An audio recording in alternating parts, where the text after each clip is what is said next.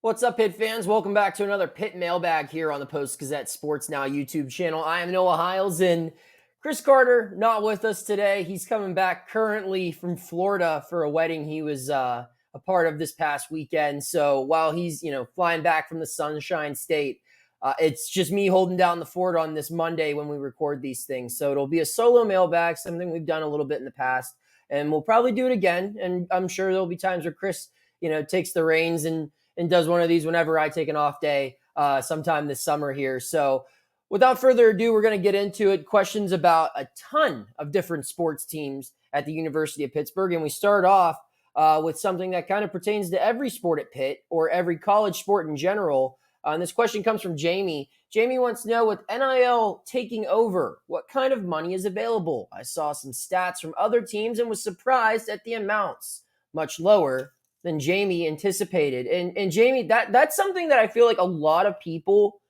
don't understand about NIL. And a lot of people see these big NIL opportunities, right? And they see the six-figure deals, or I believe there's even been some seven-figure deals. And they think that that's happening everywhere, or that those are easy to come by now in college sports. And that's just not the case. Those are outliers. More often than not, the bulk of NIL deals players have pay less than $100, or they pay in perks like a free meal or a free haircut or a discount at somewhere at a local business. That's a lot of the opportunities that exist, especially for Pitt athletes. I know Dunkin' Donuts did something with a handful of Pitt athletes from numerous sports that we reported on, and I believe October. Chris wrote about it. Where they got a little bit of money, but it was more just, brand recognition and that kind of stuff. And the only players who are going to get those mega deals that you read about from the national outlets are the athletes that have a following that warrants that type of investment. And what I mean by that is, some people think these NIL deals are just a booster handing someone a blank check. And while it might seem like that, that's not the case. The people who get the athletes that get these these NIL deals, I should say, are ones that have large followings, kids that have, 50,000 or more followers on Instagram or TikTok. I will cite Angel Reese, the women's basketball player from LSU, as a perfect example. She eclipsed, I believe, over 1 million followers on all of her social media platforms after the Tigers won the national championship earlier this month. And that type of platform that she has allows her to carry value, where companies can come to her and say, hey, if you post something, if you post a picture of you drinking a Pepsi or wearing a Nike shirt on your Instagram, 1 million people are going to see that. That's the type of reach that your platform has. That's the science behind these NIL deals. It's not just, this kid's good, we're going to give him a lot of money, or this girl is really good, we're going to give her a lot of money. And it seems like that, but more often than not, that's not the case. And the few times it is, it's just with players who have the audience where that type of investment would be deemed worthy of making by a business. And there are certain examples where I guess that maybe doesn't necessarily apply, where the followers come after the NIL opportunity is offered, but those are few and far between. And in reality, the players who get those big deals are players who have a huge following out of high school. And how do you get a huge following out of high school? It's because you're a high-ranked recruit, and the big name programs throughout the country, the Ohio States, the Alabamas, the USCs, the, Georgias, the whatever the sport program conference, the schools with the big fan bases find out that, hey, we're recruiting this guy, we got to follow him. And all of a sudden that student athlete, that high schooler, has a big following that makes them worth a lot of money. That allows for these NIL opportunities to exist, and for kids to come onto a college campus and be worth X amount of dollars because of their NIL value. And or even current players, they do well, they can make more money because of their success on the court, because people want to follow them on social media and hear what they have to say about things. So that's how all that works. But long story short, as far as Pitt goes, I mean, You can look, there are certainly athletes on this campus that have big followings on Instagram and TikTok, but they're not the ones you would think. And some of the top stars on the football and basketball team, or even a guy like Nino who won the national championship in wrestling, they don't have the same following that other athletes do, and it's on the brand that makes them worth what they are. So most of those NIL deals are more just couple $100, maybe less than that. Sometimes it's free food or a discount or a t-shirt or multiple t-shirts, whatever it is. But it's not always, it's actually very rarely, life-changing money. Although, that would be fun to cover. And I think that in the end still does make college sports a better thing. We move forward now. George wants to know, are there any players you see transferring out of Capel's team? They have a pretty solid nucleus if everyone else sticks around. So far, we've seen Nate Santos enter the transfer portal. He did that earlier this month. And John Hughley, of course, entered the transfer portal in mid-March, right when it opened. The only player I could see potentially entering the portal would be Will Jeffress. We've talked about this before on this mailbag. I feel like he probably would have entered it by now. But I've been wrong before. I'll be wrong again. And maybe I'll be wrong with this. But what I've seen from Will, he showed up a lot. I mean, he was at every practice, and he continued to stick around with the team as his health got better and better. And even all the way up to March Madness. I mean, the guy was doing warm-up drills. He just wasn't cleared for contact. But he was going through every other drill, even like pregame shoot-arounds, as if he were playing. And that to me says, the guy's clearly invested in the program at some length. Now, if I'm Will Jeffress, I'm looking around and I'm seeing a team that I'm probably not going to start on next year, and maybe the year after that as well, unless something drastically changes in my game. So with that mentality existing, or with that reality existing, maybe he has a better chance to go elsewhere to a smaller program or a program just in a smaller conference and become, a bigger impact player for a new team. That's something that he's, needs to decide or deal with. And, that's a tough choice to make. I haven't heard anything one way or another about Will, but that would be my only guess. The only other player I could really see leaving by this point is Dior Johnson. And as we've said numerous times, he's just a different case altogether as someone, who, transferred a lot in high school and didn't play last year for, non-injury related purposes. Obviously, that's a different situation, but those would be the only two. And I don't think by now either of them would probably be gone. I think both would be back, but if I had to assume one person from last year's basketball team who hasn't already left were to leave, it'd probably be Will Jeffress. On the note of the transfer portal, Bruce wants to know, are Avery Strickland and Malaya Johnson still with the women's basketball team? I haven't heard anything about them. Bruce, no. Neither of them are still around. Both entered the transfer portal in late March, I believe. Strickland entered on the 21st, Johnson the 22nd. 7 total players entered the transfer portal so far from Pitt women's basketball. So there's a big rebuild waiting for Tory Verdi once he gets settled in here in Pittsburgh, which I believe is this week. And that's going to be a tough job. I think that it's safe to assume, we might see a couple players come with him from UMass or even just throughout the Atlantic 10. But that's the props of hiring a coach, from these mid-majors. If he has success and players who played for him or against him in these, mid-major conferences see, hey, this guy can coach well. I like what he's able to do on the court. Maybe he'll give me an opportunity at a Power 6 team. And I think that will be the case here. But to answer your question, Bruce, no. Strickland and Johnson both gone, as are 5 other Pitt Panthers from last year's women's basketball team. So Key, or Kai, my apologies on mispronouncing that, wants to know, recruiting is so fickle. And to see Pitt with a top 10 class has me wondering what changes were made, or is this just the result of a winning and producing NFL-ready talent? So we actually talked about this with Pat Narduzzi last week, and because Pitt entered the month of April with a top 10 recruiting class in the country. And while those ratings, especially at this time of year, are perhaps a bit misleading, it's still worthy of noting. The biggest thing for me that I was impressed with was that 5 of the 10 verbal commitments for Pitt so far have been Pennsylvania players.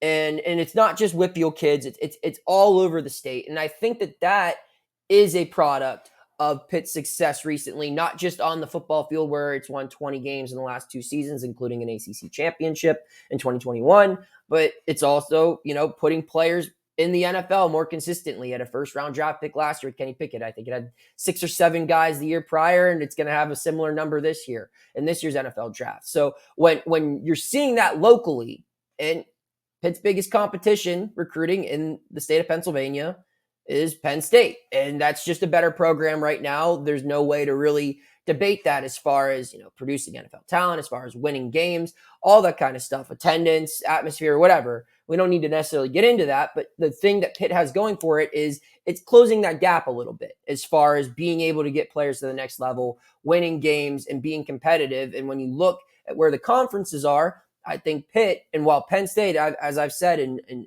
a lot of different platforms, I'm very optimistic about what Penn State football will be in these next 5 seasons with all the talent that it has coming in. But I'm also very optimistic about what Pitt could be in the ACC, simply because I think that Pitt has a really good chance to compete in that conference, as does Penn State in its league. Penn State could be more of a national contender, but the Pitt has taken such a far step in these last 5 years where it is an attractive program to kids who, previously grew up watching teams that would be happy to win 6 or 7 games that didn't have a lot of guys getting drafted. That's no longer the case. That stability has been built by Coach Narduzzi. And on the note of recruiting, I think something that also needs to be pointed out is Pitt did a great job of making the most of the transfer portal and, most importantly, the extra COVID year. They used those 2 things to build crazy depth throughout the football roster. And what that allows for them to do with that depth is recruit guys who aren't ready to play after just 1 year at the collegiate level, who need 2-3 seasons to fully develop into being ACC type talents. But because you have that depth, because of that extra year, or your ability to go get a player with just 1 year remaining of college eligibility, you have your long-term investments, your high school freshmen, who you're able to bring in and sit on the bench and make them into good football players at the Division I Power 5 level. And that's a formula that's been working.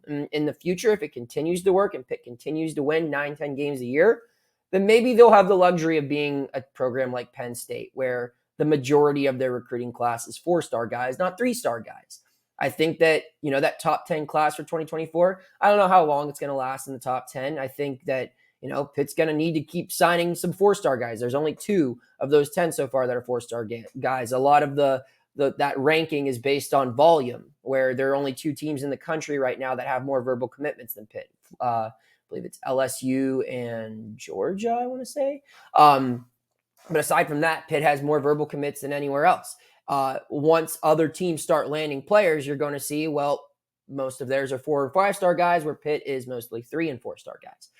If Pitt can ever get to a point where they can continue to have success, and these 3-star guys can continue to churn out and to become, NFL type talents, then, that clout, that respect will begin to expand further than the state of Pennsylvania. And they'll start to get a better rep nationally. And then you'll start landing these 4 and 5-star guys more frequently, who can come in and play after just 1 year of a red shirt or a rotational year off the bench, or maybe just start immediately. It's not there yet, but what they're doing is working. And if it continues to work and the program continues to get better, this recruiting success is going to continue as well. So to answer your question, Kai or Key, my apologies on whichever way you say it. It is a product of the success on the field and NFL ready talent. And they've got to keep doing what they're doing now before they're able to start recruiting like the true powers of the sport are able to. Michael wants to know, since women's basketball has a new coach, and that seemed to be the program that needed fixing the most, are there any other coaches on a short leash right now?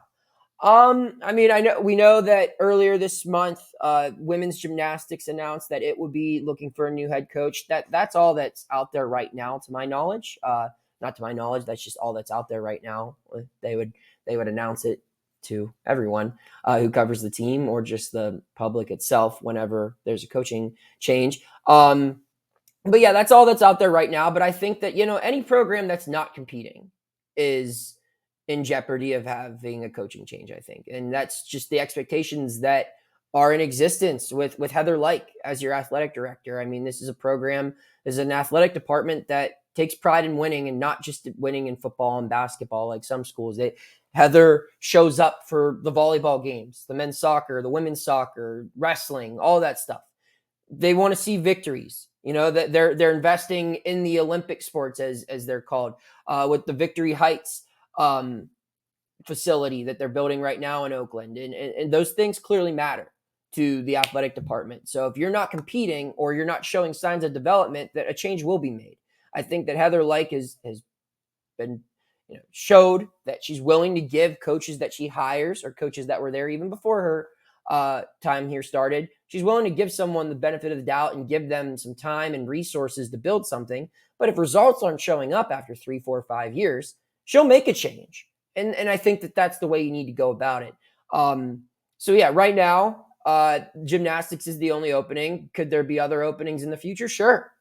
I mean, just look at any program that isn't competing in the ACC for titles, that isn't, making appearances on the national stage. And if they're not trending upward, then I would say, yeah, there's a risk of a change being made. Now, have I had anyone straight come up to me and say, X is about to get fired? No.